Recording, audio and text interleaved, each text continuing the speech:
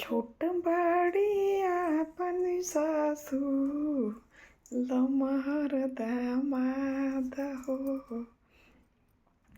छोट बाडी आपन सासू लमहर दामाद हो।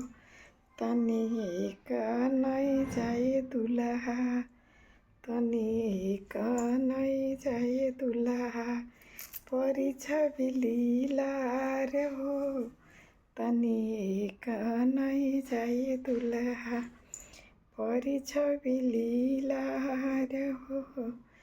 तनि कैसे के नाई आमा, हमहु मड़ौआ हो। हमरा आमा सिखा के भेजली।